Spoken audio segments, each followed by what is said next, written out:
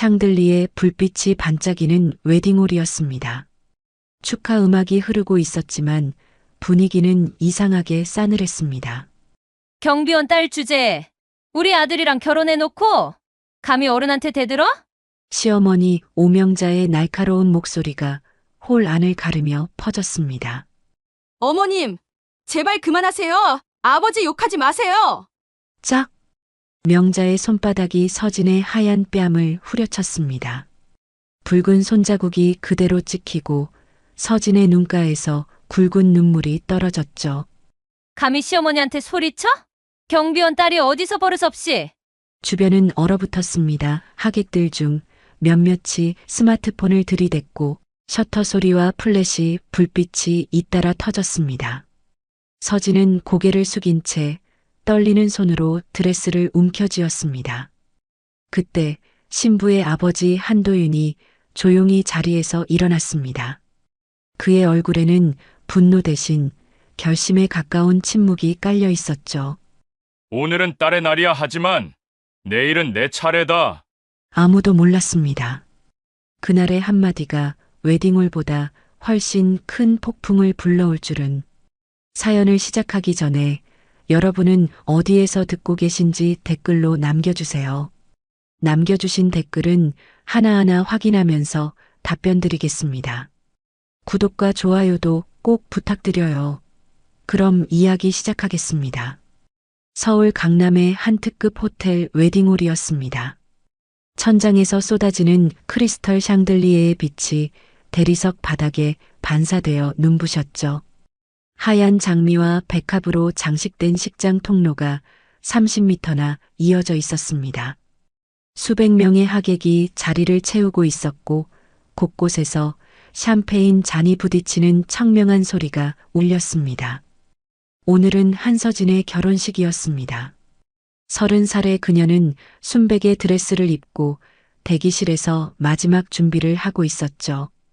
거울 속 자신을 바라보는 그녀의 눈에는 기쁨과 함께 미묘한 불안이 섞여 있었습니다. 손이 살짝 떨렸죠. 대기실 문이 열렸습니다. 신랑 정민호가 들어왔습니다. 32살의 그는 검은 턱시도가 잘 어울리는 훤칠한 키에 단정한 인상이었죠. 그의 아버지는 한빛건설의 사장이었습니다. 중견 건설회사로 연매출 500억을 넘기는 탄탄한 기업이었죠.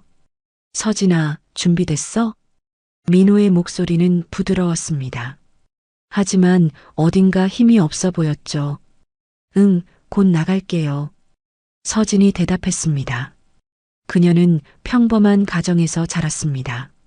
아버지는 아파트 경비원이었죠. 30년 넘게 한 아파트 단지에서 밤낮으로 근무하며 딸을 키웠습니다. 어머니는 서진이 5살 때 교통사고로 세상을 떠났습니다. 그 이후로 아버지 한도윤은 홀로 딸을 키웠죠. 바로 그때 대기실 문이 다시 열렸습니다. 이번에는 신랑의 어머니 오명자가 들어왔습니다. 60대 초반의 그녀는 화려한 분홍빛 한복을 입고 있었습니다.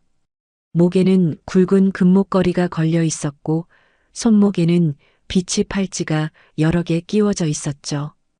그녀의 눈빛은 차갑고 날카로웠습니다. 아직도 준비 중이야? 명자의 목소리에는 짜증이 묻어났습니다. 죄송해요, 어머님. 곧 나가겠습니다. 서진이 고개를 숙였습니다. 명자는 처음부터 이 결혼을 탐탁지 않게 여겼습니다. 며칠 전 예식장 리허설 때도 그녀는 서진의 아버지를 보며 코웃음을 쳤죠. 경비원 출신이 뭘 안다고 이런 자리에 나서냐는 식이었습니다. 하객들이 많이 왔어.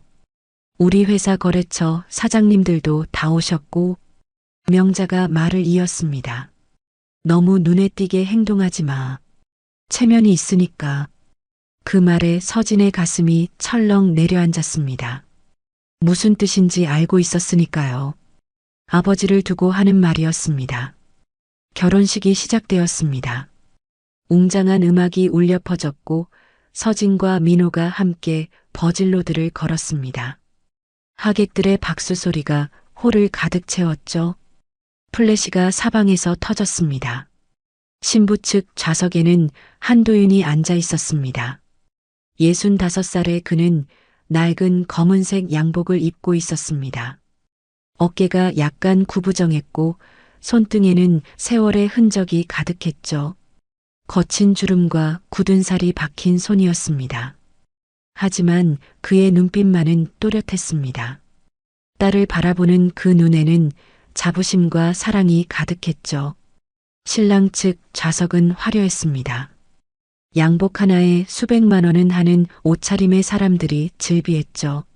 명함을 주고받는 소리, 사업 이야기를 나누는 소리가 여기저기서 들렸습니다. 주례사가 시작되었습니다. 한빛건설의 고문 변호사가 주례를 맡았죠. 그의 말은 내내 신랑 집안 자랑이었습니다. 신랑 정민호 군은 명문대를 졸업하고 현재 한빛건설의 이사로 재직 중입니다. 탄탄한 집안 배경과 훌륭한 능력을 갖춘 청년이죠. 신부에 대한 이야기는 짧았습니다. 신부 한서진 양은 성실하고 착한 여성입니다. 그게 전부였습니다. 서진의 가슴이 쓰라렸지만 참았습니다. 오늘만 넘기면 된다고 스스로를 다독였죠. 식이 진행되는 동안 명자는 계속 불편한 표정이었습니다. 신부 측 하객들을 훑어보며 작게 혀를 찼죠. 옆자리 친구에게 속삭였습니다. 봐, 저쪽은 정말 수준이 다르네. 그 말이 앞자리까지 들렸습니다. 도윤은 아무 표정 없이 앞만 바라봤습니다. 하지만 그의 주먹은 무릎 위에서 살짝 움켜쥐어져 있었죠. 주례사가 끝나고 성혼 서약이 시작되었습니다. 서진과 민호가 마주보고 서약서를 낭독했습니다. 하객들의 축하 박수가 터져나왔죠. 그런데 바로 그때였습니다. 식순이 꼬이기 시작한 것은 패백 시간이 되었습니다. 신부 신랑이 양가 부모님께 절을 올리는 순서였죠. 먼저 신랑 측 부모에게 큰 절을 올렸습니다. 명자는 며느리를 내려다보며 차갑게 말했습니다. 앞으로 잘해야 할 텐데. 그 말투에는 위협이 섞여 있었습니다. 이어서 신부 측 부모에게 절을 올릴 차례였습니다. 도윤이 자리에서 일어났죠. 그의 움직임은 조심스러웠습니다. 낡은 양복 소매가 약간 짧아서 손목이 드러났죠. 명자가 그 모습을 보고 코웃음을 쳤습니다. 그리고 하객들이 듣도록 충분히 큰 목소리로 말했습니다. 경비원 딸이 우리 집 며느리라니 세상 말세네. 순간 웨딩홀이 조용해졌습니다. 수백 명의 시선이 일제히 명자에게로 쏠렸죠. 서진의 얼굴이 새하얗게 질렸습니다. 도윤은 멈춰섰습니다. 그의 표정은 변하지 않았지만 눈빛만은 달랐습니다. 어머님, 그런 말씀은. 서진이 떨리는 목소리로 말했습니다. 왜? 사실이잖아. 내 아버지 경비원 맞잖니? 명자의 목소리는 더욱 커졌습니다. 우리 민호는 명문대 나와서 회사 이사야. 그런데 경비나 서는 집안 딸과 결혼하다니. 우리가 얼마나 손해보는 줄 알아? 하객들 사이에서 웅성거림이 일었습니다. 누군가 핸드폰을 꺼내 촬영하기 시작했죠. 어머님, 제발 그만하세요. 서진의 눈에 눈물이 맺혔습니다. 아버지 욕하지 마세요. 서진이 외쳤습니다. 30년 인생에서 처음으로 목소리를 높인 순간이었죠. 바로 그 순간이었습니다. 짝! 명자의 손바닥이 서진의 뺨을 강하게 가격했습니다. 웨딩홀에 그 소리가 메아리 쳤죠. 서진의 하얀 뺨에 붉은 손자국이 선명하게 찍혔습니다. 그녀의 눈에서 굵은 눈물이 떨어졌습니다. 감히 시어머니한테 소리를 쳐? 경비원 딸 주제에? 명자의 목소리는 도끼로 가득했습니다. 하객들은 숨을 죽이고 지켜봤습니다. 플래시가 미친 듯이 터졌죠. 모두가 이 충격적인 장면을 담고 있었습니다. 민호는 어머니와 아내 사이에서 어찌할 바를 몰랐습니다. 그는 결국 아무것도 하지 못했죠. 그저 창백한 얼굴로 서 있을 뿐이었습니다. 도윤은 그 모든 광경을 지켜봤습니다. 딸의 뺨에 새겨진 붉은 자국을, 딸의 눈에서 흐르는 눈물을, 그리고 며느리를 지키지 못하는 나약한 사위를. 그의 주먹이 천천히 쥐어졌습니다. 손등의 핏줄이 붉어졌죠. 하지만 그는 움직이지 않았습니다. 대신 조용히 눈을 감았습니다. 그의 입술이 미세하게 움직였습니다. 아무도 들을 수 없을 만큼 작은 목소리였죠. 지금은 딸의 날이야. 하지만 내일은 내 차례지. 그가 다시 눈을 떴을 때 그 눈빛은 달랐습니다. 평온하면서도 냉철한, 무언가를 결심한 사람의 눈이었죠. 명자는 여전히 화를 내고 있었습니다. 하객들은 여전히 촬영하고 있었습니다. 그리고 서진은 여전히 울고 있었습니다. 하지만 아무도 몰랐습니다. 지금 이 순간 무언가가 돌이킬 수 없이 시작되었다는 것을, 한 남자의 인내가 한계에 도달했다는 것을, 그리고 내일부터 모든 것이 바뀔 거라는 것을. 도윤은 천천히 자리로 돌아갔습니다. 그의 걸음은 평소와 다름없었습니다. 어깨는 여전히 구부정했고 낡은 양복은 여전히 어색했죠. 하지만 그의 눈빛만은 변했습니다. 경비원복을 입은 남자의 눈이 아니었습니다. 그것은 오랜 세월 무언가를 지켜온 사람, 그리고 이제 그것을 드러낼 준비가 된 사람의 눈이었습니다. 웨딩홀의 샹들리에는 여전히 찬란하게 빛나고 있었습니다. 하지만 그 빛 아래서 한 가족의 운명이 갈라지고 있었죠. 명자는 아직 몰랐습니다. 자신이 방금 무엇을 건드렸는지, 그리고 그 대가가 얼마나 클지. 결혼식은 어색한 침묵 속에 끝났습니다. 하객들은 어찌할 바를 몰라 하며 자리를 뜨기 시작했죠. 하지만 대부분은 떠나지 않았습니다. 피로연이 남아 있었으니까요. 웨딩홀 옆 연회장으로 사람들이 이동했습니다. 화려한 뷔페가 차려져 있었고 샴페인 잔이 줄지어 놓여 있었죠. 하지만 분위기는 축제와는 거리가 멀었습니다. 사람들의 표정에는 호기심과 불편함이 뒤섞여 있었습니다. 서진은 화장실에서 나오지 못하고 있었습니다. 거울 속 자신의 얼굴을 바라봤죠. 뺨에 붉은 자국은 여전했습니다. 분을 아무리 덧발라도 가려지지 않았습니다. 눈은 퉁퉁 부어 있었고 마스카라가 번져 있었죠. 언니 괜찮아요? 화장실 문을 두드리는 소리가 들렸습니다. 서진의 대학 친구였죠. 응, 괜찮아. 금방 나갈게. 서진은 억지로 목소리를 만들었습니다. 하지만 손은 멈추지 않고 떨리고 있었죠. 그녀는 심호흡을 했습니다. 한 번, 두 번, 세 번. 그리고 문을 열었습니다. 연회장으로 들어서자 시선이 쏠렸습니다. 수백 쌍의 눈이 일제히 그녀를 바라봤죠. 서진은 고개를 들 수 없었습니다. 민호가 다가와 팔을 잡았지만 그의 손에는 힘이 없었습니다. 명자는 연회장 한가운데 서 있었습니다. 친구들에 둘러싸여 있었죠. 그녀의 목소리는 일부러 크게 냈습니다. 주변 사람들이 모두 들을 수 있을 만큼요. 어휴, 정말 오늘 망신당할 뻔했네. 우리 집이 어떤 집안인데. 친구들이 맞장구를 쳤습니다. 그러게 말이야. 명자야, 내가 얼마나 참았겠니? 명자는 고개를 끄덕였습니다. 우리 집은 중견건설회사야. 한빛건설 알지? 연매출 500억이 넘어. 거래처도 대기업들이고. 그녀는 잠시 멈췄습니다. 그리고 의미심장한 표정으로 덧붙였죠. 반면에 신부 아버지는 그냥 경비원이라지. 아파트 경비 말이야. 주변이 조용해졌습니다. 명자의 말을 듣기 위해서였죠. 그녀는 만족스러운 표정으로 계속했습니다. 경비원이면 한 달에 얼마나 벌겠어? 200만 원? 300만 원? 우리 집 한 달 관리비만 해도 그것보다 많은데. 낄낄거리는 웃음소리가 터져 나왔습니다. 명자는 더욱 신이 났습니다.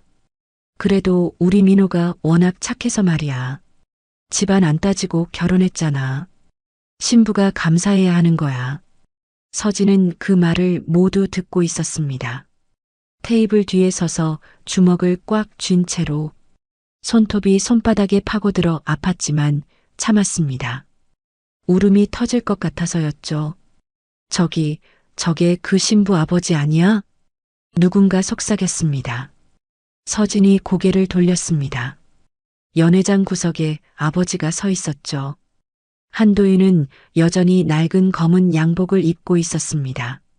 한 손에는 경비봉이 들려 있었습니다. 경비봉은 낡고 흠집투성이었습니다. 30년을 함께한 물건이었죠. 검은 페인트가 벗겨진 곳곳에서 금속이 드러나 있었습니다.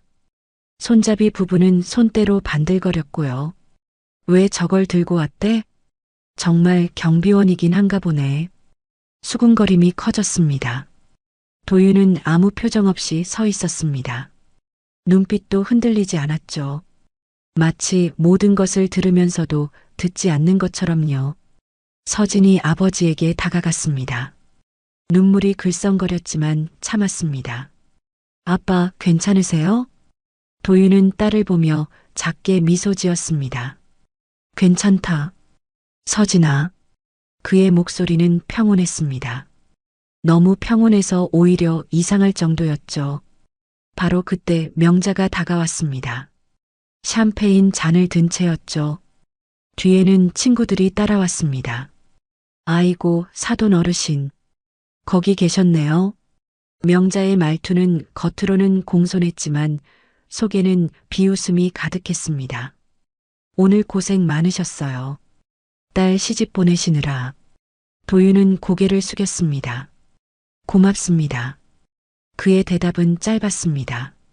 명자는 도윤의 손에 든 경비봉을 보았습니다. 그리고 코웃음을 쳤죠. 어머, 그건 왜 들고 오셨어요? 여기 경비 서시려고요? 친구들이 낄낄거렸습니다. 명자는 더욱 목소리를 높였습니다. 아파트 경비실에서 바로 오신 거예요? 근무 중이셨나 봐요? 주변 사람들의 시선이 모두 도윤에게 쏠렸습니다.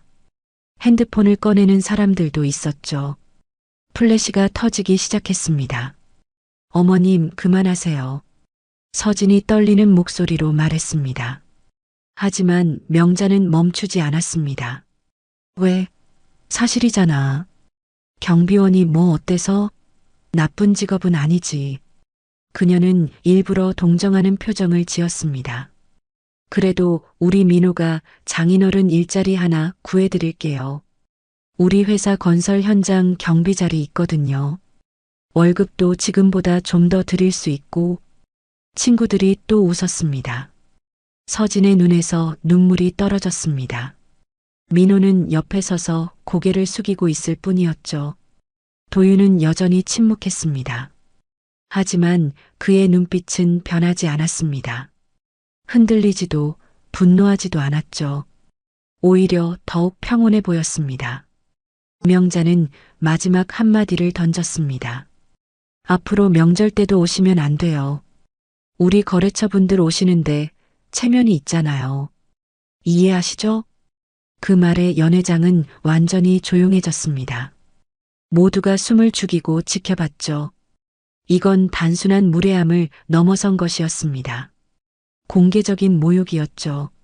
서진이 아버지 앞을 막아섰습니다. 어머님, 너무하세요. 아버지는 괜찮다, 서진아. 도윤이 딸을 막았습니다. 그리고 명자를 똑바로 바라봤죠. 처음으로 그의 눈이 그녀를 직시했습니다. 알겠습니다. 명절에는 가지 않겠습니다. 그의 목소리는 여전히 차분했습니다. 하지만 무언가가 달랐습니다. 말의 무게가 달랐죠. 마치 약속이 아니라 선언 같았습니다.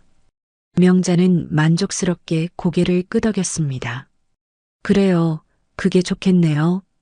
도윤은 천천히 몸을 돌렸습니다. 연회장을 떠나려 했죠. 서진이 황급히 따라갔습니다. 아빠, 기다려요. 도윤은 걸음을 멈췄습니다. 그리고 딸을 돌아봤죠. 서진아, 넌 여기 있어. 오늘은 내 날이니까. 아빠. 서진의 목소리가 떨렸습니다. 괜찮다. 아빠는 정말 괜찮아. 도윤은 딸의 어깨를 가볍게 토닥였습니다. 그리고 다시 걸음을 옮겼죠. 연회장 문을 향해 천천히 걸어갔습니다. 그의 뒷모습은 쓸쓸해 보였습니다. 구부정한 어깨, 낡은 양복, 그리고 손에 든 오래된 경비봉. 하지만 이상했습니다. 그의 걸음걸이는 흔들리지 않았죠. 오히려 단단해 보였습니다. 서진은 그 뒷모습을 눈물로 바라봤습니다. 가슴이 찢어지는 것 같았죠. 하지만 동시에 묘한 느낌이 들었습니다. 뭔가 이상했습니다. 아버지는 왜 저렇게 침착한 걸까요? 저런 모욕을 당하고도 왜 화를 내지 않는 걸까요? 평소의 아버지라면 분명 다른 반응을 보였을 텐데. 도윤이 문 앞에 섰습니다. 그리고 잠시 멈췄죠. 뒤를 돌아보지 않은 채 주머니에서 무언가를 꺼냈습니다. 핸드폰이었습니다. 그는 짧은 문자를 보냈습니다. 화면의 글자는 단 한 줄이었죠. 내일 아침 9시 본사 이사회 소집. 문자를 보내고 그는 핸드폰을 주머니에 넣었습니다. 그리고 다시 걸음을 옮겼습니다. 연회장 문이 닫혔죠. 서진은 그 순간을 보지 못했습니다. 하지만 뭔가 잘못되었다는 느낌만은 지울 수 없었죠. 이건 단순한 일이 아닌 것 같았습니다. 아버지의 침묵이 너무 이상했으니까요. 연회장에는 다시 웅성거림이 시작됐습니다. 명자는 친구들과 웃으며 샴페인을 마셨죠. 승리한 사람처럼 보였습니다. 하지만 그녀는 몰랐습니다. 자신이 방금 무엇을 건드렸는지, 그리고 그 경비봉을 든 남자가 진짜 누구인지, 내일 아침이면 모든 것이 바뀔 거라는 것을. 서진은 창가로 갔습니다. 아래를 내려다봤죠. 호텔 정문을 나서는 아버지의 모습이 보였습니다. 그는 여전히 경비봉을 들고 있었습니다. 하지만 이상했습니다. 그의 어깨가 더 이상 구부정해 보이지 않았죠. 그는 주차장으로 걸어갔습니다. 그리고 한 대의 차 앞에 섰습니다. 서진의 눈이 커졌습니다. 그건 아버지가 평소 타던 낡은 경차가 아니었습니다. 검은색 고급 세단이었죠. 도윤이 차에 올라탔습니다. 차가 천천히 움직이기 시작했습니다. 그리고 어둠 속으로 사라졌죠. 서진은 창문에 이마를 기댔습니다. 불안한 예감이 밀려왔습니다. 뭔가 큰일이 벌어질 것 같았죠. 하지만 그게 무엇인지는 알 수 없었습니다. 연회장에서는 여전히 파티가 계속되고 있었습니다. 명자의 웃음소리가 들렸습니다. 하지만 서진은 웃을 수 없었죠. 그녀는 자신도 모르게 중얼거렸습니다. 아빠, 대체 무슨 일이 일어나는 거예요? 그 질문에 대한 답은 내일 아침에 밝혀질 것입니다. 그리고 그 답은 모든 사람을 충격에 빠뜨릴 것이었죠. 신혼 첫날 밤이었습니다. 서진은 시댁으로 들어갔습니다. 강남의 고급 주택가에 위치한 3층 단독주택이었죠. 대리석 현관, 넓은 거실, 화려한 샹들리에. 모든 것이 서진이 살아온 세상과 달랐습니다. 이리 와봐. 명자가 불렀습니다. 그녀는 소파에 앉아 다리를 꼬고 있었죠. 손에는 커피잔이 들려 있었습니다. 네, 어머님. 서진이 다가갔습니다. 웨딩드레스를 벗고 단정한 원피스로 갈아입은 상태였죠. 내일부터 규칙 알려줄게. 명자의 목소리는 차갑고 단호했습니다. 새벽 5시에 일어나. 그리고 아침 준비해. 우리 집은 아침을 꼭 먹거든. 네, 어머님. 청소도 내가 해. 3층 전부. 경비원 딸이면 청소는 잘하겠지? 그 말에 서진의 얼굴이 굳었습니다. 하지만 참았죠. 알겠습니다. 빨래도 내가 하고, 다림질도, 내 옷은 특히 조심해서 해야 해. 비싼 거니까. 명자는 커피를 홀짝였습니다. 아, 그리고 명절 때는 내 아버지 부르지 마.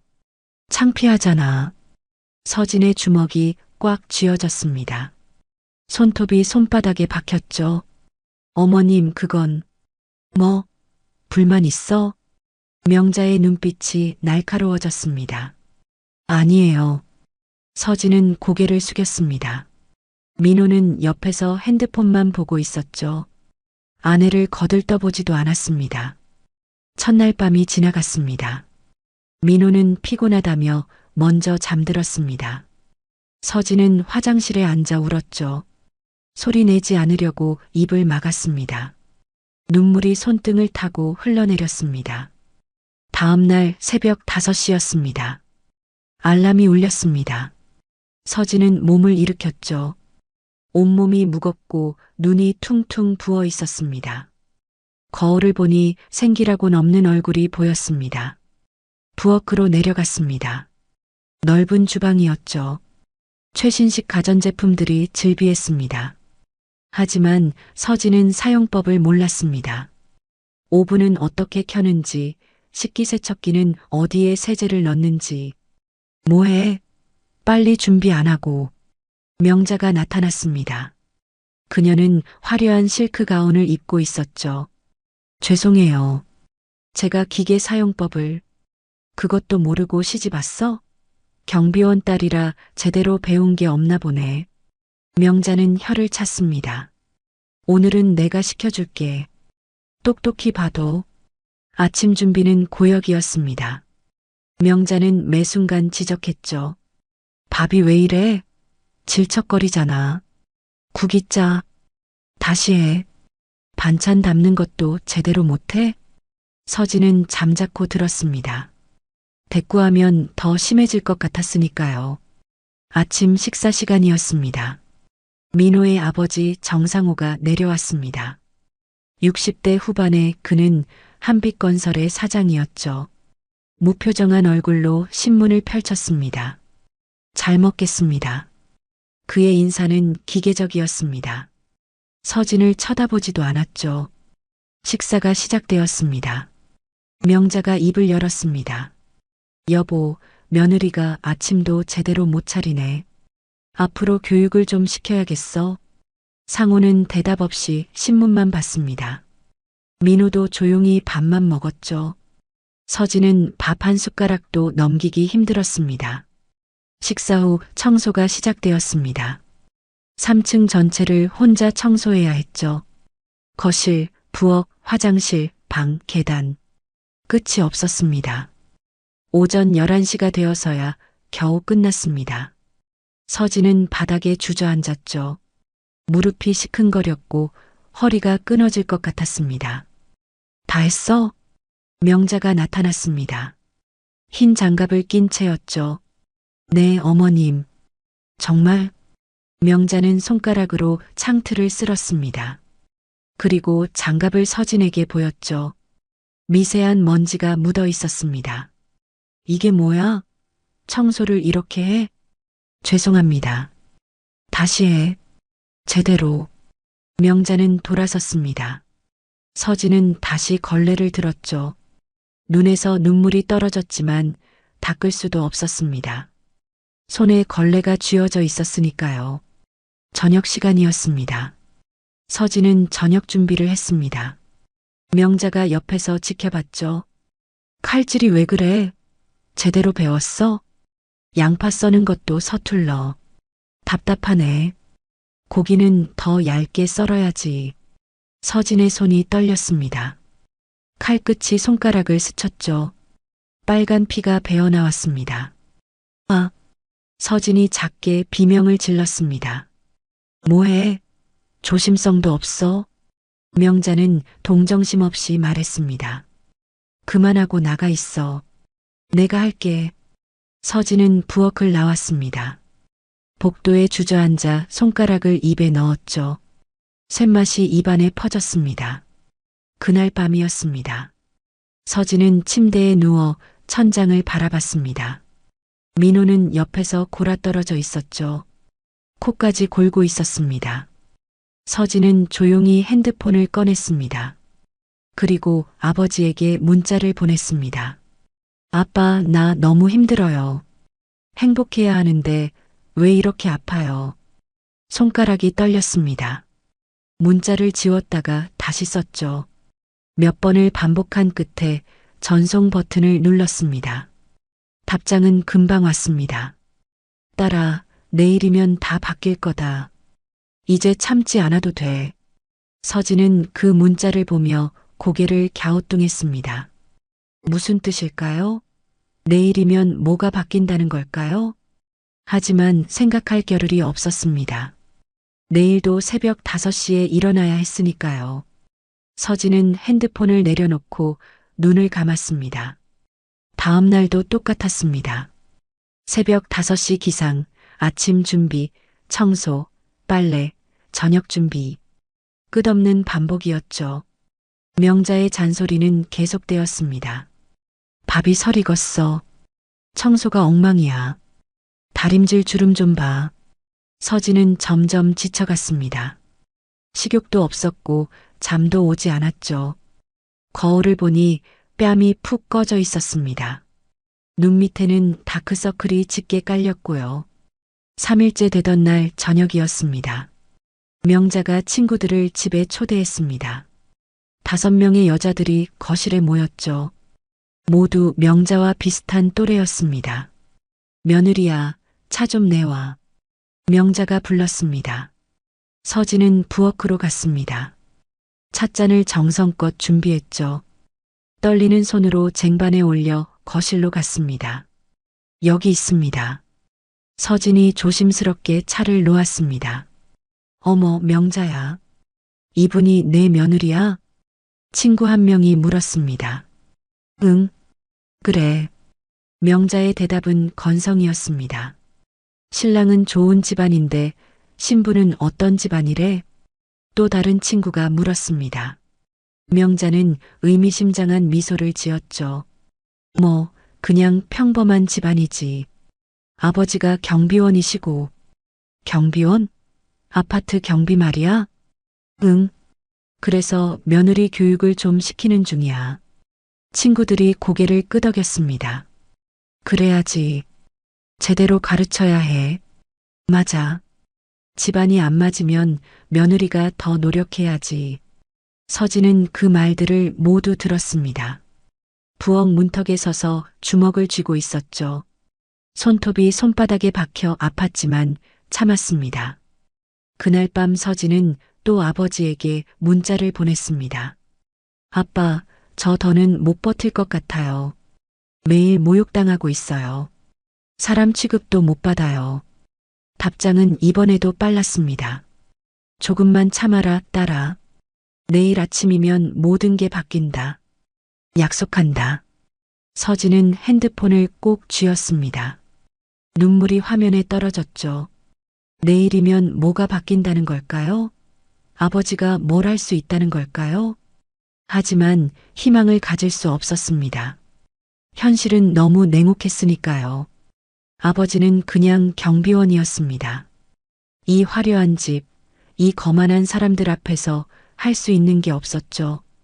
서진은 창밖을 바라봤습니다. 밤하늘에는 별이 하나도 보이지 않았습니다. 서울의 불빛이 너무 밝아서였죠. 어둠 속에서 서진은 혼자였습니다.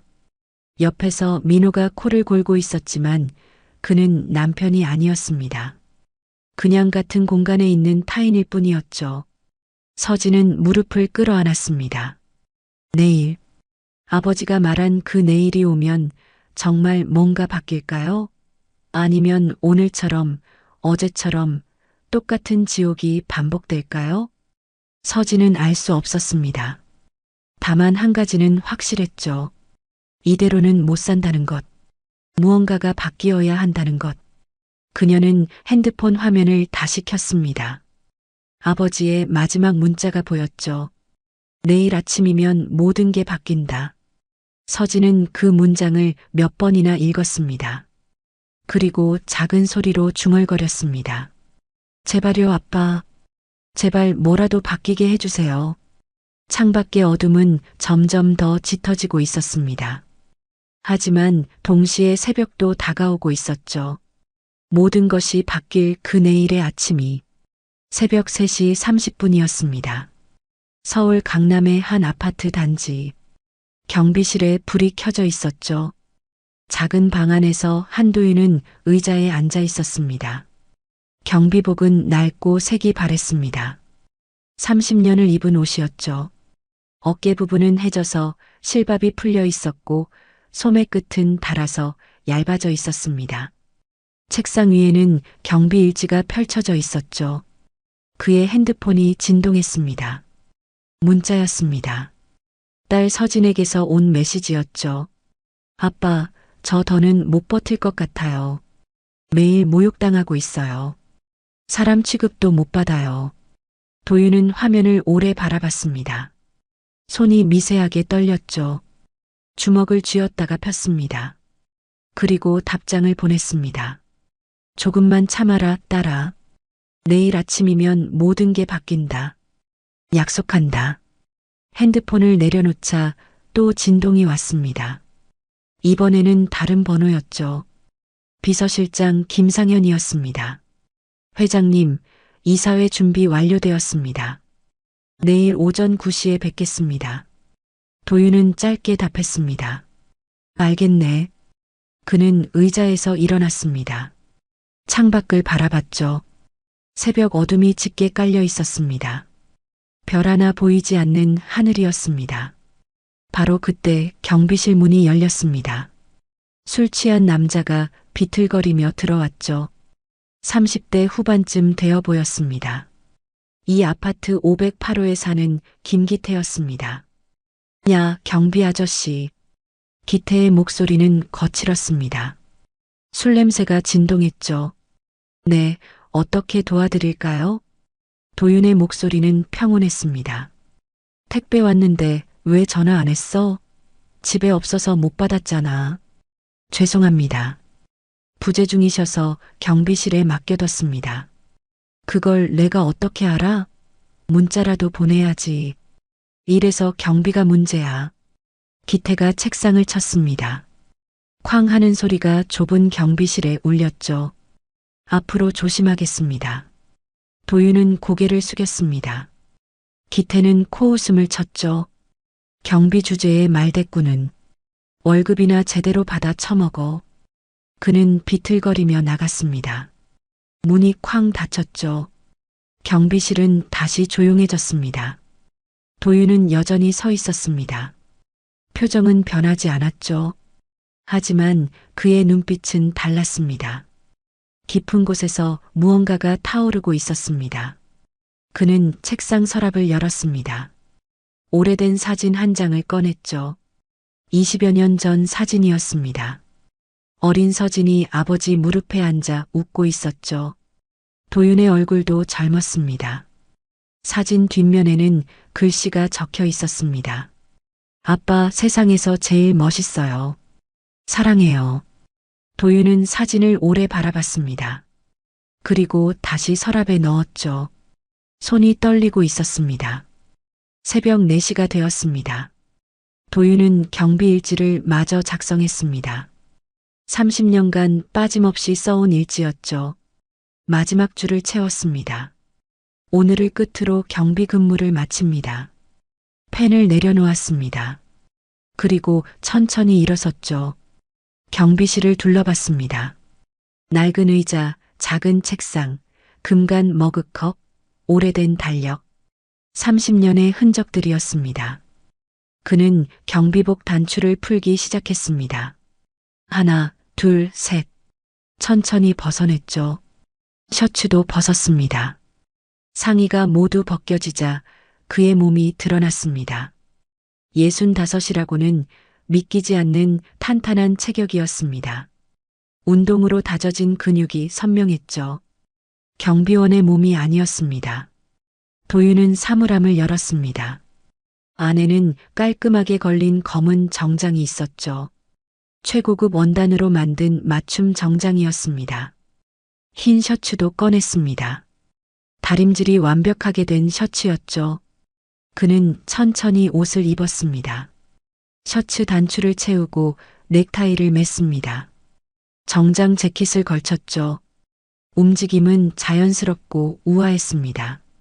마치 평생 이런 옷을 입어온 사람처럼요. 거울을 봤습니다. 경비원 한도윤은 사라졌습니다. 대신 다른 사람이 서 있었죠. 카리스마 넘치는 눈빛, 당당한 자세, 위험 있는 분위기. 이것이 진짜 한도윤이었습니다. 그는 서랍에서 시계를 꺼냈습니다. 스위스 명품 시계였죠. 수천만 원짜리였습니다. 손목에 채우자 무게감이 느껴졌습니다. 구두도 갈아 신었습니다. 이탈리아 수제 구두였죠. 경비실 바닥에는 어울리지 않는 고급 구두였습니다. 준비가 끝났습니다. 도윤은 경비복을 의자 위에 가지런히 놓았습니다. 마지막으로 쓰다듬었죠. 30년의 세월이 담긴 옷이었습니다. 고맙네. 오랫동안 함께했어. 그의 목소리는 낮았습니다. 그리고 경비실 문을 열었죠. 밖에는 고급 리무진이 대기하고 있었습니다. 검은색 벤츠였죠. 최신형이었습니다. 운전기사가 차에서 내려 문을 열었습니다. 회장님 오셨습니까? 기사의 목소리는 공손했습니다. 출발하세. 도윤이 차에 올랐습니다. 가죽 시트가 부드럽게 몸을 감쌌죠. 차 안은 넓고 쾌적했습니다. 경비실과는 천지 차이였습니다. 차가 움직이기 시작했습니다. 아파트를 빠져나갔죠. 새벽의 강남 거리를 달렸습니다. 빌딩들의 불빛이 창을 스쳐 지나갔습니다. 도윤은 핸드폰을 꺼냈습니다. 비서실장에게 전화를 걸었죠. 김 실장. 네, 회장님. 상현의 목소리가 들렸습니다. 임원 전원 집합시켜. 한 명도 빠짐없이. 알겠습니다, 회장님. 한빛건설 자료는 준비됐나? 네. 모두 준비되어 있습니다. 계약서, 거래 내역, 그리고 그들의 불법 행위 증거까지. 좋아. 오늘로 모든 걸 끝내겠네. 알겠습니다, 회장님. 전화를 끊었습니다. 도윤은 창밖을 바라봤죠. 동쪽 하늘이 서서히 밝아지고 있었습니다. 새벽이 끝나가고 있었습니다. 차는 한강변을 달렸습니다. 강물이 어둠 속에서 반짝였죠. 그리고 한 빌딩 앞에 멈춰 섰습니다. 40층짜리 유리 건물이었습니다. 정면에는 큰 글씨가 새겨져 있었죠. KSG 보안그룹. 국내 최대 보안 기업이었습니다. 직원 5만 명, 연매출 2조 원. 대한민국의 모든 주요 시설을 관리하는 거대 기업이었죠. 도윤이 차에서 내렸습니다. 새벽 공기가 차갑게 얼굴을 스쳤습니다. 그는 빌딩을 올려다봤죠. 최상층에만 불이 켜져 있었습니다. 회장실이었습니다.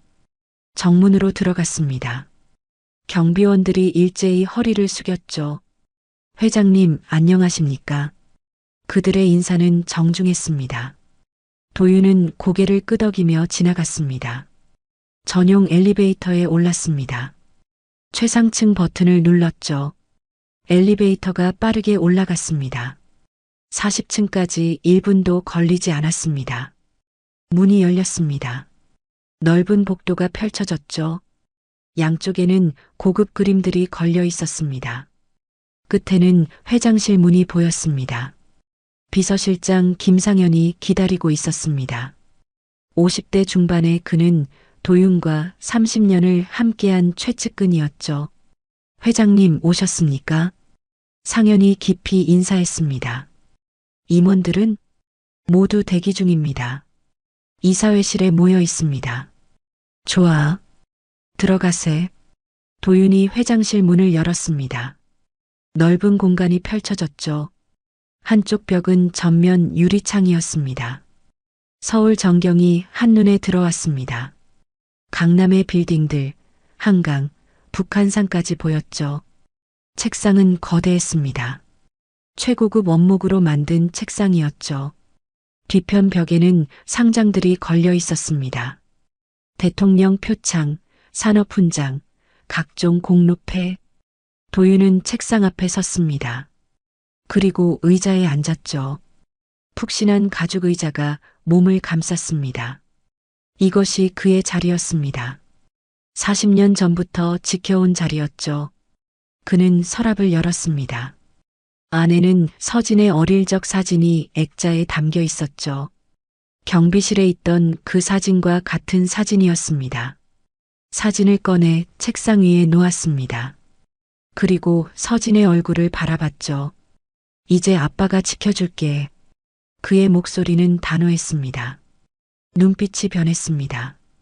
더 이상 참지 않는 사람의 눈이었죠. 모든 걸 끝낼 준비가 된 사람의 눈이었습니다. 상현이 노크했습니다. 회장님, 이사회 시작하시겠습니까? 도윤이 일어섰습니다. 재킷 단추를 채웠죠. 그리고 문을 향해 걸어갔습니다.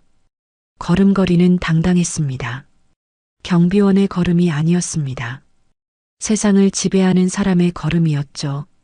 창밖으로 해가 떠오르고 있었습니다. 새로운 날이 시작되고 있었습니다. 그리고 이날은 모든 것을 바꿀 날이었습니다. 이사회실로 가는 복도는 길었습니다. 도윤의 구두 소리가 대리석 바닥에 울렸죠. 규칙적이고 단단한 소리였습니다. 걸으며 그는 과거를 떠올렸습니다. 35년 전이었죠. 그때 도윤은 30이었습니다. 작은 경비 용역 회사를 막 시작한 청년이었습니다. 아내 은희를 만난 것도 그 시절이었습니다. 그녀는 병원 간호사였죠. 밤늦게 퇴근하는 그녀를 집까지 바래다 주며 사랑이 시작되었습니다.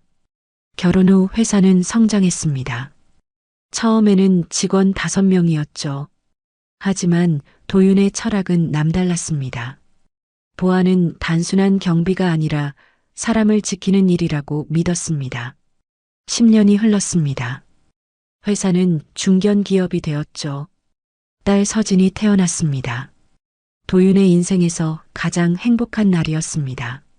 하지만 그 행복은 오래가지 못했습니다. 서진이 5살 되던 해였습니다. 은희가 교통사고를 당했죠. 음주운전 차량이 인도로 돌진한 것이었습니다. 그녀는 일주일을 버티지 못했습니다. 장례식장에서 도윤은 무너졌습니다. 어린 서진을 안고 밤새 울었죠. 그때 그는 결심했습니다. 딸만은 지키겠다고. 어떤 대가를 치르더라도. 회사는 계속 성장했습니다. 하지만 도윤은 걱정이 많았죠. 재벌 총수의 딸들이 겪는 일들을 알고 있었습니다. 납치, 협박, 과도한 관심, 평범한 삶을 살 수 없는 현실이었죠. 그래서 그는 선택했습니다. 딸에게 진실을 숨기기로. 회사 경영은 전문 경영인에게 맡기고 자신은 평범한 경비원으로 살기로 했습니다. 서진이 7살 되던 해부터였습니다. 도윤은 낮에는 회장실에서 결제를 하고 저녁에는 경비복을 입었죠. 딸 앞에서는 그저 아파트 경비원 아빠였습니다. 힘들지 않았다면 거짓말일 것입니다. 학부모 상담 때마다 다른 부모들의 시선이 따가웠죠. 운동회 때도 학예회 때도 도윤은 낡은 경비복 차림이었습니다. 서진이 중학생 때였습니다. 친구 엄마가 무시하는 말을 했죠. 경비원 아빠를 둔 애랑은 못 놀아. 서진은 그날 울면서 집에 왔습니다. 도윤은 딸을 안아주며 참았습니다. 진실을 말하고 싶었지만 참았죠. 미안하다, 서진아. 아빠가 부족해서. 도윤의 목소리는 떨렸습니다. 아니에요, 아빠. 아빠는 세상에서 제일 멋있어요. 서진의 대답에 도윤은 더 울었습니다. 대학 때도 마찬가지였습니다. 등록금 걱정하는 딸에게 장학금을 받았다고 거짓말했죠. 실제로는 도윤이 대학에 익명으로 기부한 것이었습니다. 취업 후에도 서진은 자립했습니다. 아버지에게 부담 주지 않으려고 작은 원룸에서 혼자 살았죠. 도윤은 멀리서 지켜봤습니다. 딸이 당당하게 사는 모습이 자랑스러웠습니다. 그리고 결혼이었습니다. 정민호를 처음 봤을 때 도윤은 불안했습니다. 나약해 보였으니까요. 하지만 딸이 좋아한다면 인정할 수밖에 없었습니다. 명자를 만난 것은 상견례 자리였습니다. 그녀의 눈빛에서 도윤은 알았죠. 이 여자는 사람을 무시할 줄 아는 사람이라고. 하지만 참았습니다. 딸의 행복이 우선이었으니까요. 결혼식 날까지 참았습니다. 뺨을 맞는 순간까지도 참았습니다. 하지만 그날 밤 딸의 문자를 받고 도윤은 알았죠. 더 이상 참을 수 없다고. 복도의 끝에 도달했습니다. 이사회실 문이 보였죠. 도윤은 걸음을 멈췄습니다. 30년이었습니다. 딸을 위해 자신을 숨기고 산 시간이었죠. 모욕을 참고 무시를 견디고 진실을 숨기고 살았습니다. 하지만 이제 끝이었습니다. 도윤의 눈에 눈물이 맺혔습니다. 하지만 흘리지는 않았죠. 대신 주먹을 쥐었습니다. 손등에 핏줄이 붉어졌습니다. 은희야, 미안해. 더 참을 수가 없었어. 그가 중얼거렸습니다. 하늘에 있는 아내에게 하는 말이었죠. 우리 딸을 지키겠어. 어떤 대가를 치르더라도. 도윤은 눈물을 닦았습니다. 그리고 심호흡을 했죠. 한 번, 두 번, 세 번. 재킷을 여미고 넥타이를 고쳐 맸습니다. 자세를 바로 세웠죠. 어깨가 펴졌습니다. 눈빛이 날카로워졌습니다. 이제 그는 경비원이 아니었습니다. KSG 보안그룹의 회장이었죠. 5만 명의 직원을 거느린 리더였습니다. 대한민국 보안 산업을 좌우하는 사람이었습니다.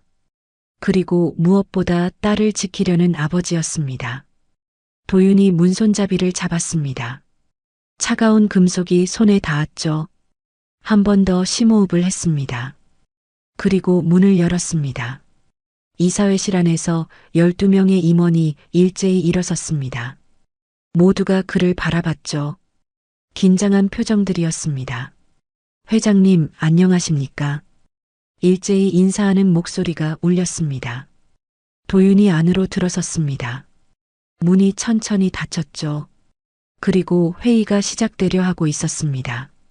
딸의 운명을 바꿀 회의가, 한빛건설의 운명을 결정할 회의가, 그리고 명자가 후회할 회의가. 이사회실은 넓고 화려했습니다. 긴 테이블이 중앙에 놓여 있었고 가죽 의자들이 둘러싸고 있었죠. 한쪽 벽은 전면 유리창이었습니다. 서울 시내가 한눈에 내려다 보였습니다. 도윤이 상석에 앉았습니다. 임원들이 자리를 잡았죠. 12명 모두 긴장한 표정이었습니다. 새벽 긴급 소집은 심상치 않은 일이었으니까요. 시작하겠습니다. 도윤의 목소리는 차분했지만 무게가 있었습니다.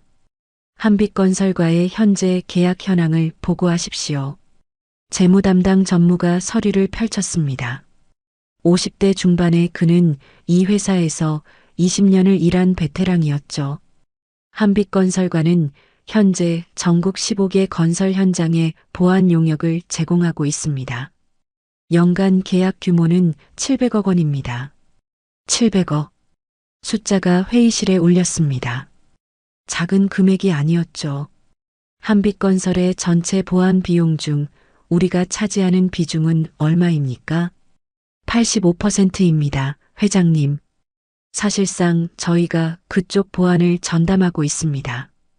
도윤은 고개를 끄덕였습니다. 그리고 다음 질문을 던졌죠.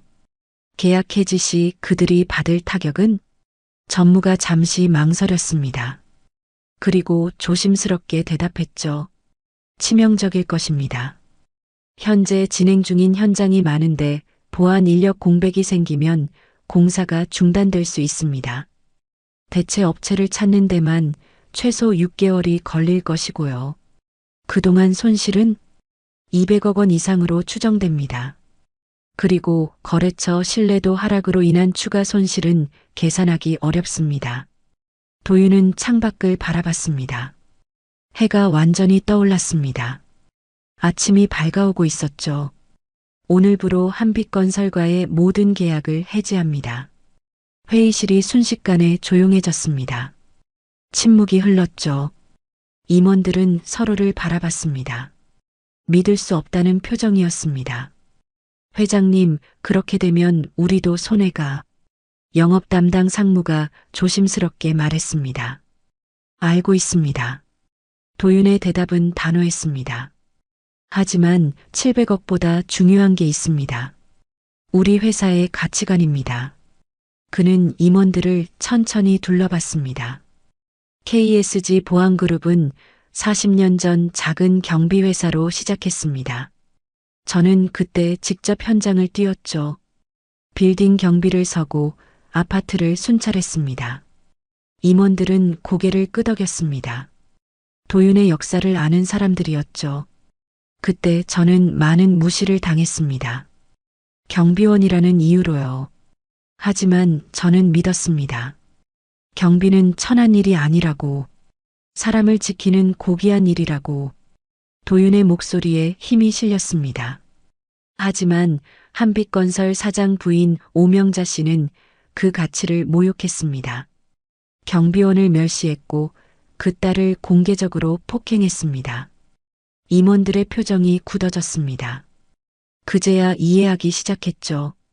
그 신부가 누구인지 아십니까? 도윤이 물었습니다. 아무도 대답하지 못했죠. 제 딸입니다. 회의실에 다시 침묵이 흘렀습니다. 충격적인 고백이었죠. 30년간 저는 제 정체를 숨기고 살았습니다. 딸에게조차 진실을 말하지 않았죠. 평범하게 살게 해주고 싶었습니다. 도윤의 눈빛이 흔들렸습니다. 하지만 목소리는 단단했죠. 하지만 이제 더 이상 참을 수 없습니다. 우리 직원들, 그리고 대한민국 모든 경비원들을 무시하는 기업과는 거래할 수 없습니다. 법무담당 이사가 손을 들었습니다. 회장님, 법적 문제는 없습니까? 계약서를 보십시오. 3개월 전 통보 조항이 있습니다. 오늘 통보하면 법적으로 문제 없습니다. 김상현이 서류를 나눠줬습니다. 계약서 복사본이었죠. 그리고 이것도 보십시오. 상현이 또 다른 서류를 펼쳤습니다. 한빛건설의 불법 하도급, 안전규정 위반, 세금 포탈 증거입니다. 지난 5년간 수집한 자료입니다.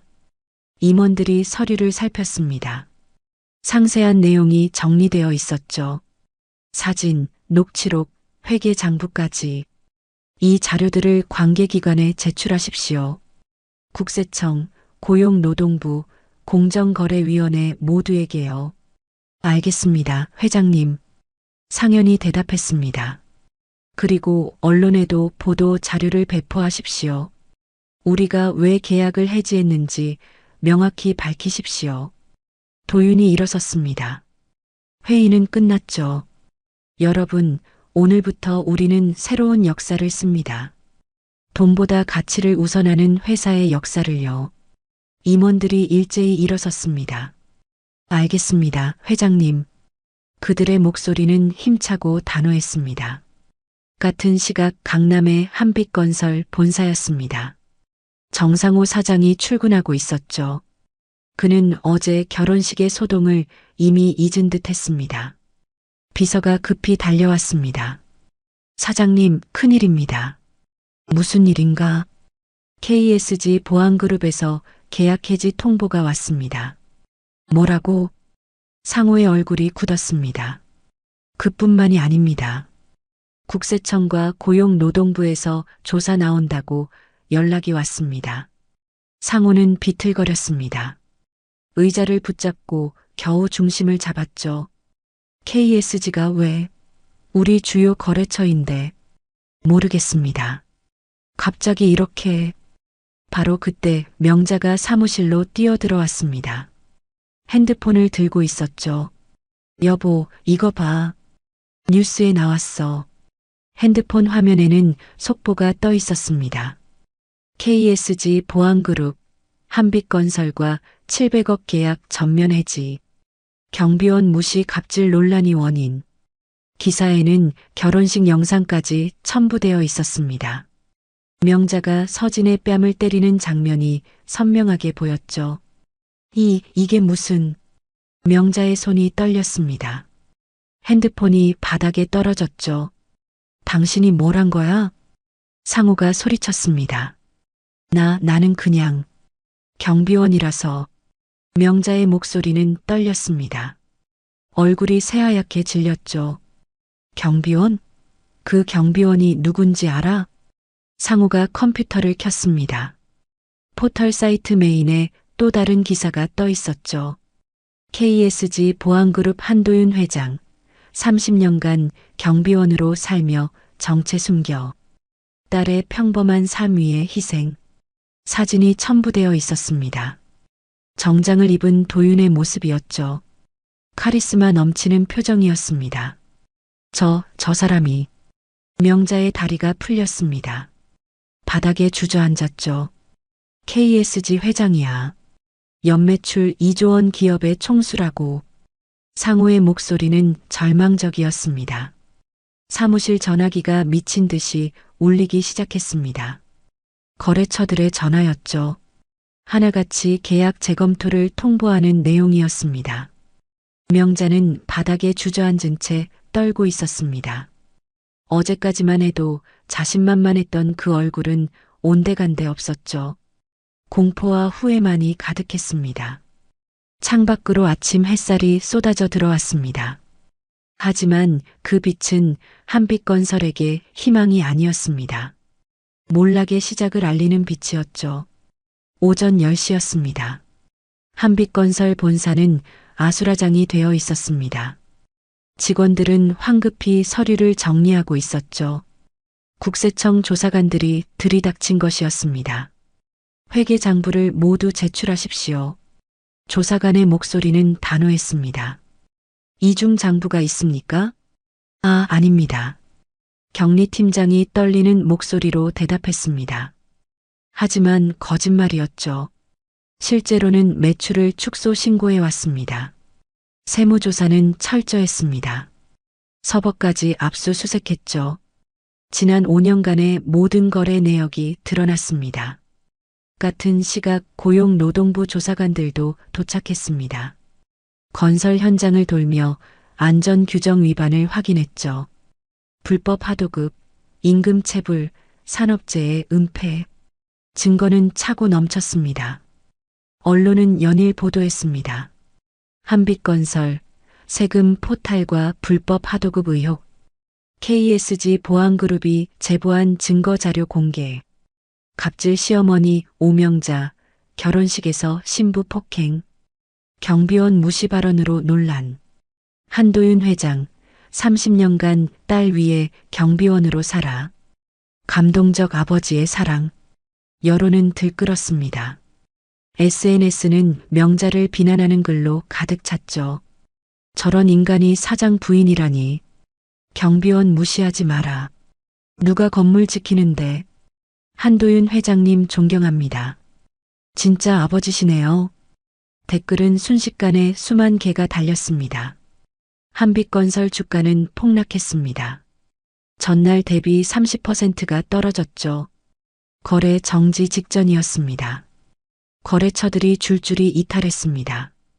대기업들은 이미지 관리 때문에 관계를 끊었고 중소업체들도 불안해하며 발을 뺐죠.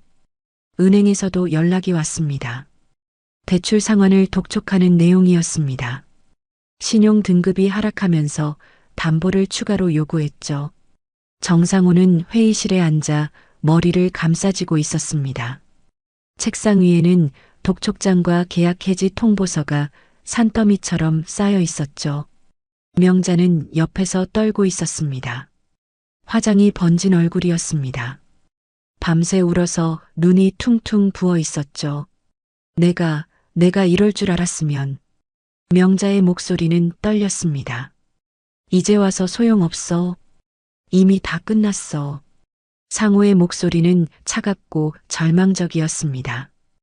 회사 변호사가 들어왔습니다. 표정이 어두웠죠. 사장님, 상황이 심각합니다. 국세청에서 추징금 200억을 요구할 것 같습니다. 고용노동부는 영업정지 처분을 검토 중입니다. 200억? 상호의 얼굴이 새하얗게 질렸습니다. 그리고 현재 진행 중인 현장 15곳 모두 보안 인력이 철수했습니다. 공사가 중단되었고 발주처에서 위약금을 청구하고 있습니다. 위약금은 얼마나? 최소 300억입니다. 상호는 의자 등받이에 몸을 기댔습니다. 숨이 막혔죠. 명자가 벌떡 일어섰습니다. 내가 가볼게. KSG 본사로 가서 사과할게. 사과한다고 되겠어? 돼야지. 뭐라도 해야지. 명자는 급히 핸드백을 집어들었습니다. 거울도 보지 않고 나갔죠. 오후 2시였습니다. KSG 보안그룹 본사 로비. 명자가 도착했습니다. 화려하던 차림새는 온데간데 없었죠. 낡은 코트를 입고 있었고 머리는 산발이었습니다. 한도윤 회장님을 뵙고 싶습니다. 로비 안내 데스크에서 말했습니다. 예약이 있으십니까? 없어요. 하지만 꼭 뵈야 해요. 제발. 명자의 목소리는 간절했습니다. 죄송합니다. 예약 없이는 만나실 수 없습니다. 제발이요. 5분만, 아니 1분만이라도. 명자가 애원했습니다. 하지만 직원은 고개를 저었죠. 규정상 불가능합니다. 명자는 로비 소파에 주저앉았습니다. 그리고 기다리기 시작했죠. 1시간, 2시간, 3시간. 사람들이 오가며 그녀를 수군거렸습니다. 저 사람 누구야? TV에 나온 그 갑질 여자 아니야? 정말? 여기서 뭐해? 명자는 고개를 숙였습니다. 부끄러움에 얼굴이 달아올랐죠. 오후 5시가 되었습니다. 엘리베이터 문이 열렸습니다. 도윤이 나타났죠. 정장 차림에 그는 위엄이 넘쳤습니다. 명자가 벌떡 일어났습니다. 회장님, 그녀가 달려갔습니다. 도윤은 걸음을 멈췄죠. 오명자 씨, 도윤의 목소리는 차가웠습니다. 회장님, 정말 죄송합니다. 제가 잘못했어요. 명자가 무릎을 꿇었습니다. 로비 바닥에 그대로 무릎을 꿇었죠. 주변 사람들이 놀라 쳐다봤습니다. 제발 용서해 주세요. 한 번만, 딱 한 번만. 눈물이 쏟아졌습니다. 화장이 번진 얼굴이 더욱 처참해 보였죠. 도윤은 내려다봤습니다. 표정은 무덤덤했습니다. 이제 사과하시는군요. 죄송합니다. 제가 너무 오만했어요. 경비원을 무시했고 따님을 때렸어요. 정말 잘못했어요. 명자의 목소리는 떨렸습니다. 도윤은 잠시 침묵했습니다. 그리고 조용히 입을 열었죠. 오명자 씨, 저는 30년간 경비원으로 살았습니다. 네, 알아요. 정말 존경스러워요. 존경이 아닙니다. 이해의 문제입니다. 도윤의 목소리에 힘이 실렸습니다. 당신은 경비원이 사람이라고 생각하십니까? 네, 당연하죠. 정말입니까? 도윤이 물었습니다. 명자는 대답할 수 없었죠. 당신은 제 딸의 뺨을 때리며 말했습니다. 경비원 딸 주제에 감이라고. 그게 사람을 대하는 태도입니까? 명자는 고개를 들 수 없었습니다. 30년간 저는 무시당하며 살았습니다. 경비원이라는 이유로요. 하지만 참았습니다. 딸을 위해서요. 도윤의 눈빛이 흔들렸습니다. 그런데 당신은 그 딸마저 무시했습니다. 공개적으로 폭행했습니다. 이건 용서할 수 없습니다. 회장님, 제발. 명자가 울부짖었습니다. 회사가 망해요. 직원들이 거리로 내몰려요. 제발 한 번만 살려주세요. 도윤은 천천히 고개를 저었습니다. 그건 제 책임이 아닙니다. 당신이 자초한 일입니다. 그는 돌아섰습니다. 명자가 그의 바지를 붙잡았죠. 제발요, 회장님. 저 이제 어떻게 살아요? 도윤이 멈췄습니다. 그리고 뒤돌아보지 않은 채 말했습니다. 경비원들도 매일 그렇게 물었을 겁니다. 무시당하고 모욕당하면서요. 이제 당신도 그 기분을 알게 되었군요. 그는 다시 걸어갔습니다. 엘리베이터에 올라탔죠. 문이 닫혔습니다. 명자는 바닥에 주저앉아 울었습니다. 로비를 지나는 사람들이 그녀를 쳐다봤죠. 연민의 시선은 없었습니다. 오히려 차가운 눈빛들이었습니다. 같은 날 저녁이었습니다. 서진은 시댁방에 혼자 앉아 있었습니다. 핸드폰으로 뉴스를 보고 있었죠. 아버지가 KSG 회장이라는 사실, 30년간 경비원으로 살았다는 사실, 모든 게 충격이었습니다. 핸드폰이 울렸습니다. 아버지였죠. 여보세요? 서진의 목소리는 떨렸습니다. 서진아, 아빠다. 도윤의 목소리는 따뜻했습니다. 아빠, 정말 회장님이세요? 그래. 미안하다. 숨겨서. 왜요? 왜 말 안 하셨어요? 서진의 눈에서 눈물이 흘렀습니다. 내가 평범하게 살게 해주고 싶었어. 재벌 딸이 아니라 그냥 한서진으로 살게요. 도윤의 목소리도 떨렸습니다. 아빠. 서진이 울먹였습니다. 이제 괜찮아. 아무도 너를 무시하지 못할 거야. 아빠가 지켜줄게. 네, 아빠. 고마워요. 서진은 전화를 끊고 창밖을 바라봤습니다. 해가 지고 있었습니다. 붉은 노을이 하늘을 물들이고 있었죠. 모든 게 변했습니다. 하루 만에 세상이 뒤집혔습니다. 그리고 서진은 알았습니다. 이제 새로운 시작이라는 것을. 6개월이 흘렀습니다. 계절이 바뀌었죠. 뜨겁던 여름이 지나고 찬바람이 부는 겨울이 왔습니다. 서울 강남의 한 작은 빌라였습니다. 3층짜리 낡은 건물이었죠. 페인트가 벗겨진 외벽, 녹슨 철문, 좁은 계단. 한때 살았던 고급 주택과는 천지 차이였습니다. 새벽 5시였습니다. 경비실 불이 켜졌죠. 작은 방 안에서 한 여자가 일어났습니다. 오명자였습니다. 그녀의 모습은 완전히 달라져 있었습니다. 화려하던 옷차림은 온데간데 없었죠.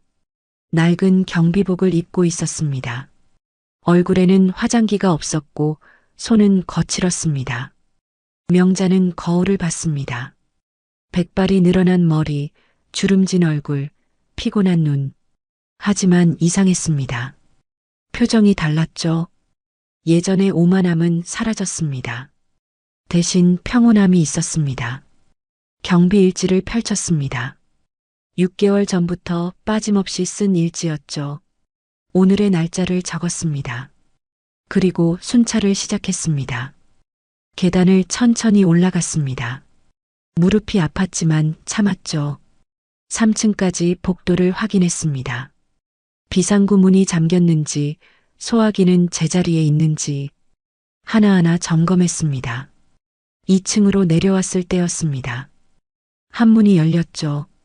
70대 할머니가 나왔습니다. 이 빌라 200호에 사는 분이었습니다. 명자 씨, 이렇게 일찍부터 고생이네요. 할머니의 목소리는 따뜻했습니다. 괜찮아요, 할머니. 제 일이니까요. 명자가 미소 지었습니다. 진심 어린 미소였죠. 어제 쓰레기 치워주셔서 고마웠어요. 제가 허리가 아파서 못 버렸는데 천만에요.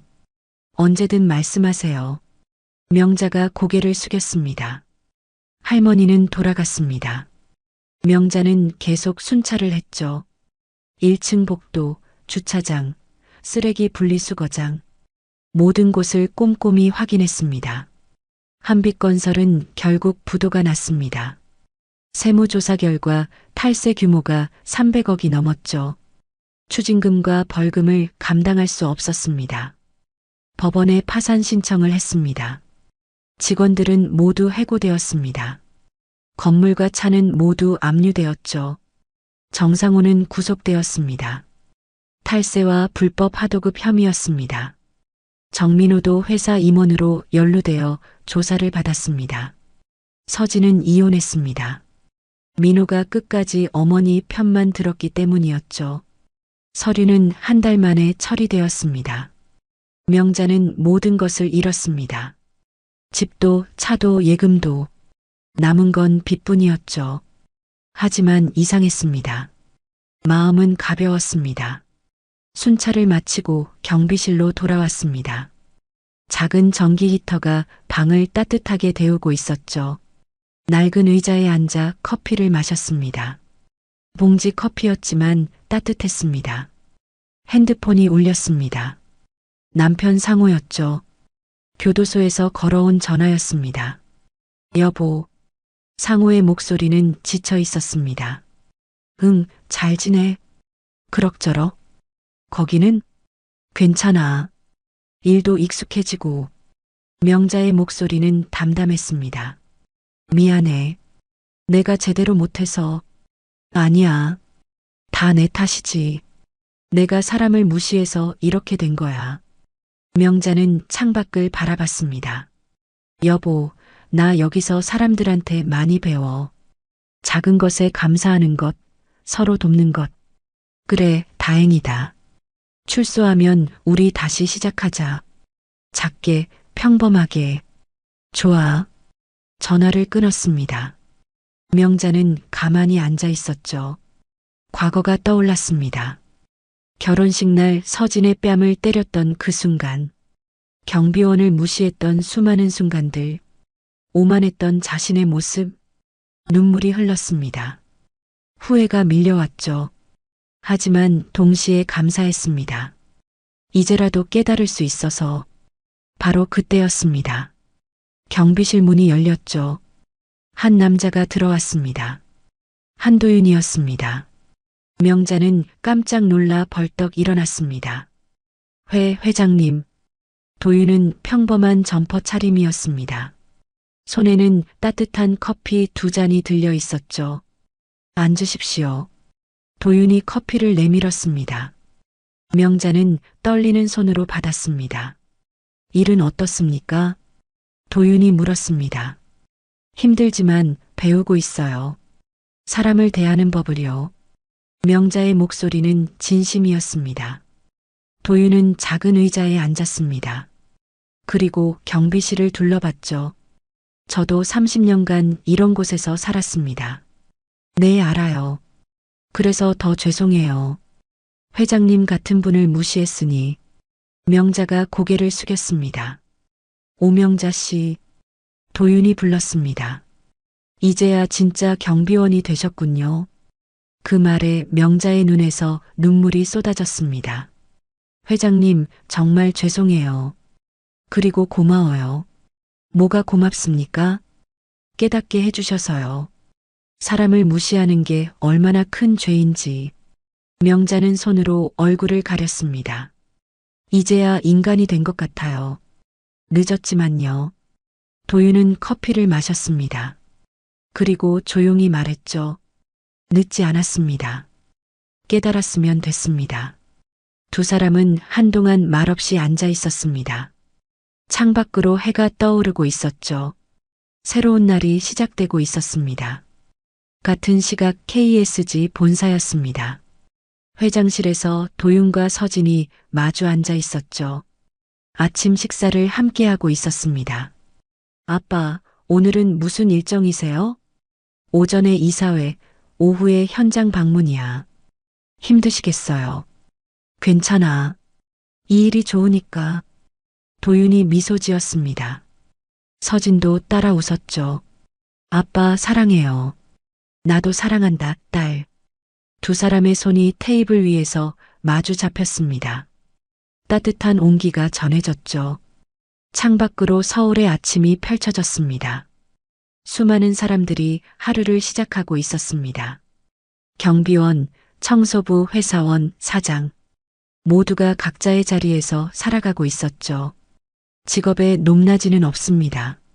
사람을 지키는 경비원도, 회사를 이끄는 회장도 모두 소중한 일을 하고 있습니다. 하지만 마음의 품격은 있습니다. 사람을 존중하는 마음, 겸손한 태도, 따뜻한 말 한마디. 그것이 진짜 귀한 것입니다. 당신이 오늘 만나는 그 사람을 무시하지 마십시오. 그 사람이 누구인지, 어떤 힘을 가졌는지 당신은 모릅니다. 무엇보다 모든 사람은 존중받을 자격이 있습니다. 직업이 무엇이든, 가진 것이 얼마든 그 사람은 소중한 존재입니다. 오늘 하루 만나는 모든 사람에게 따뜻한 말 한마디를 건네보십시오. 그 작은 실천이 세상을 바꿉니다. 화면이 천천히 어두워졌습니다. 하지만 희망의 빛은 여전히 남아 있었습니다. 새로운 시작을 향한 빛이었죠. 이 이야기가 가슴에 남는다면 친구와 가족, 지인에게 공유해 주세요. 누군가의 인생이 당신의 이야기일지도 모릅니다. 구독, 좋아요와 함께 어디서 보고 계신지 댓글로 남겨주세요. 감사합니다.